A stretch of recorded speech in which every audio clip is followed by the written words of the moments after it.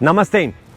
One of the most important political, economic, social, and cultural centers of the country, known as the Pearl of the West or the City of Roses.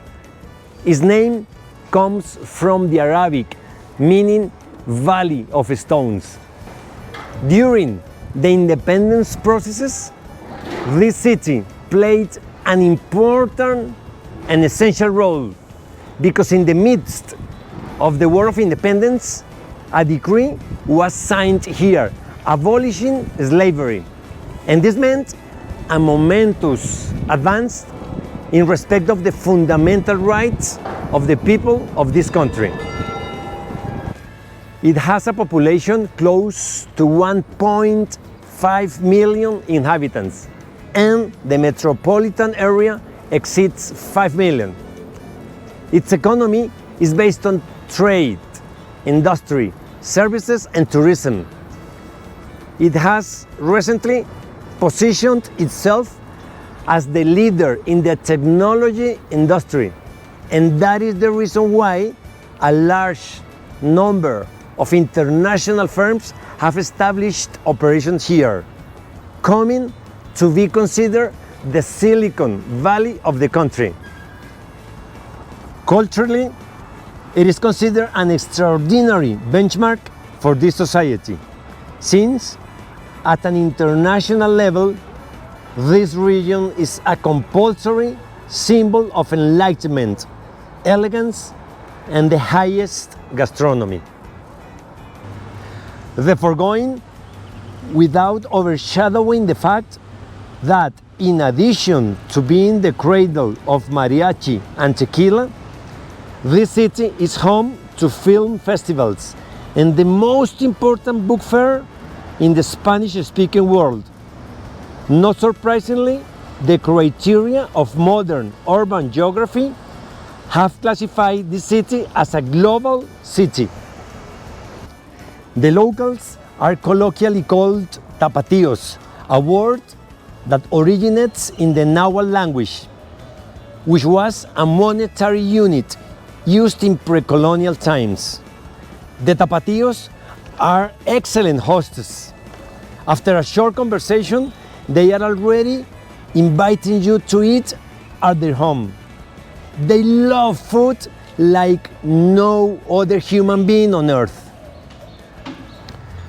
On the other hand, just as they are hospitable, they are also daring and reckless, and can have high states of courage and passion, with exacerbated feelings, which is reflected in their sayings and songs, such as Ay Jalisco no te rajes, or Jalisco nunca pierde y cuando pierde arrebata, which could mean something like cowardice is a word that is not found in their dictionary.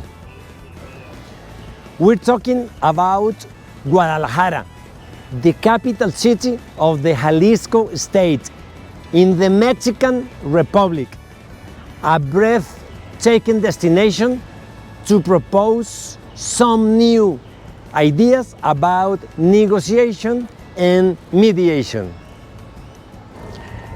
This is the lake Chapala, a refreshing place just 1 hour from Guadalajara. It is the largest freshwater lake in Mexico, an ideal spot to come and find some leisure time, try local cuisine, or simply sit and wonder the landscape of the lake and the surrounding mountains.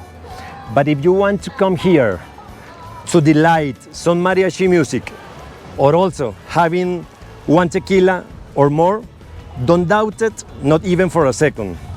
Definitely a fantastic place to enjoy life and its pleasures. Now it's time to move forward from the theory to practice.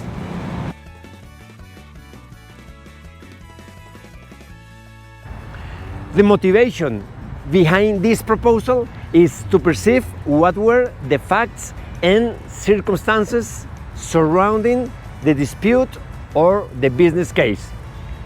What was the planned strategy and how that strategy was executed in the specific case, and of course, what was the outcome of the matter. Having said that, before getting into the matter, we want to make a few simple warnings and clarifications. The vision of Mauricio Mediate is to share some ideas about mediation and negotiation. However, our orientation is absolutely neutral, impartial, and unbiased. Our explorations will be carried out from an exclusive and academic point of view. Therefore, we do not set any political, economic, social, or other unmovable positions. The principal rule of this channel is not to criticize or disqualify the people who were involved in the situation.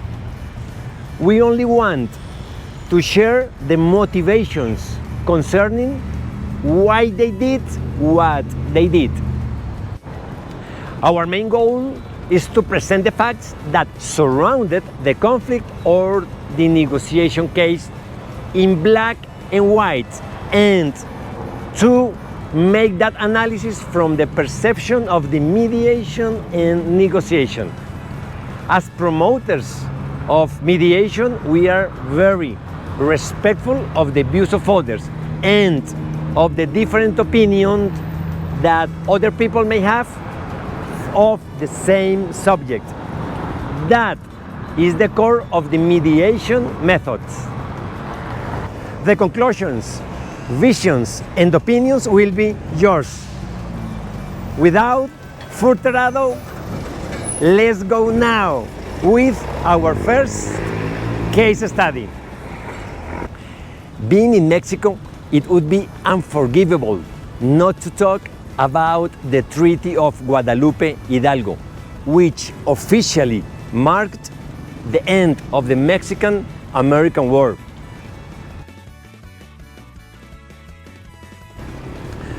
The Mexican-American War was a territorial dispute that confronted Mexico and the United States between the years 1846 and 1848, which ended in the cession by Mexico to the United States of a large part of its territory, including the current states of California, Nevada, Utah, New Mexico, much of Arizona and Colorado, and parts of present-day Oklahoma, Kansas, and Wyoming to the United States.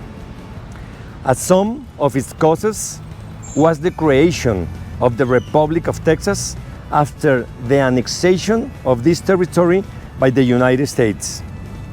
Other triggers were the entry of the U.S. Army into the area of the Nueces and Bravo rivers, and the demand for compensation from the Mexican government for the damage caused to the Republic of Texas during the War of Independence.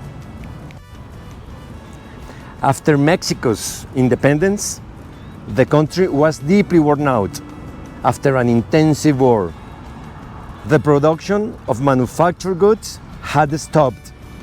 The countryside was in a sorry state. Public finances were bankrupt, and the struggles for power did nothing but plunge the population into confusion and fear. At the same time, the United States was a thriving country with a growing industry, a flourishing economy, and a population that was growing visibly. The United States had just acquired the Louisiana territories from France and the Floridas from Spain, but they still dreamed of extending their territories to the Pacific. When the United States Congress approved the annexation of Texas in late February 1848, the Mexico's minister in Washington demanded his credentials as a measure of protest. In this way, Mexico suspended its diplomatic relations with the United States, warning that the annexation of Texas would be considered as an act of war. The war began, and at the beginning, there was a succession of resounding victories of the Mexican arms that came after the siege of El Álamo. These initial triumphs led to an overconfidence in the Mexican troops, and this led them to enter enemy territory in pursuit of the retreating Texian combatants. The armies of Texas, aware of the weakness of the rival, regrouped and surprised the Mexican army, and its commander was captured in the confrontation. The war would last approximately 15 months, and although the Mexican resistance was relevant in some confrontations, the truth is that the North American victories followed each other almost without interruption until the end. The Mexican army was at its lowest hours when the United States attacked, and this was demonstrated on the battlefields. This Treaty of Guadalupe Hidalgo was signed on February the 2nd, 1848, in the city of Guadalupe, state of Hidalgo in northern Mexico. And from the end of the conflict, the dividing line between Mexico and the United States was established in the Rio Bravo del Norte, or Rio Grande. The analysis of this conflict will be made from the point of view of mediation in the following video, made in Mexican lands. The finest sunlight or moonlight wherever you are in this lovely planet.